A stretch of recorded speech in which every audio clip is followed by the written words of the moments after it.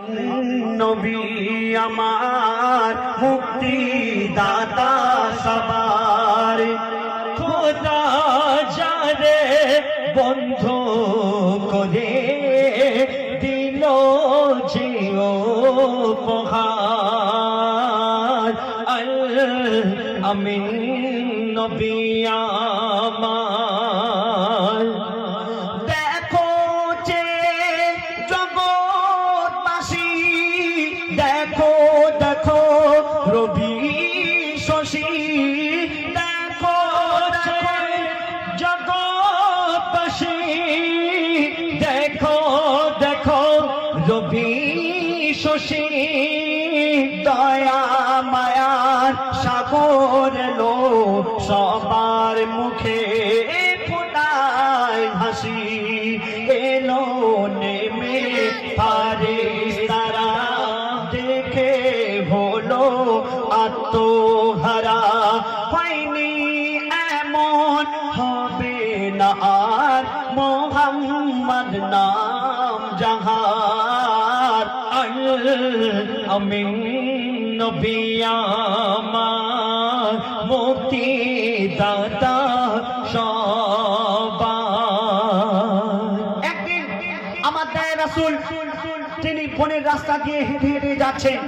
এক হরিণী আমার নবীজিকে চিনতে পারলো আর দেখে বলছে, ইয়া রাসূলুল্লাহ, ইয়া হাবিবাল্লাহ, আমি শুনেছি আপনি দয়ার নবী, আপনি মায়ার নবী, আপনি যদি একটু আমাকে ছেড়ে দিতেন আমার বাচ্চাগুলোকে দুধ পান করিয়ে আবার ফিরে আসতাম।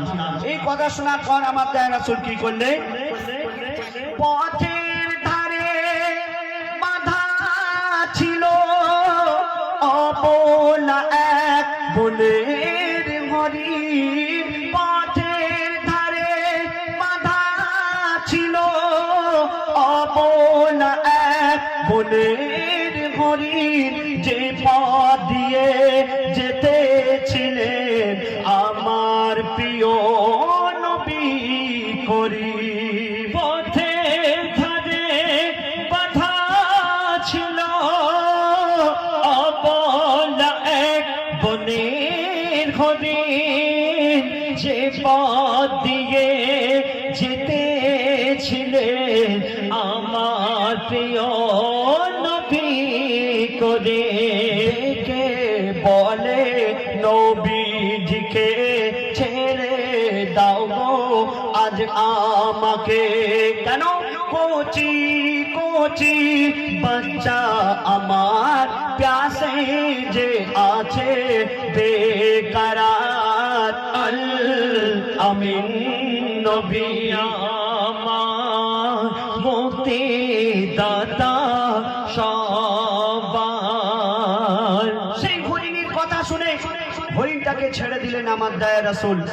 আর ছেড়ে দেওয়ার সঙ্গে সঙ্গে সেই হরিণের শিকারী, যিনি শিকার করে এনেছিলেন, তিনি পৌঁছে গেলেন আর বলছে, আমার হরিণ কোথায় গেল আর কে তুমি?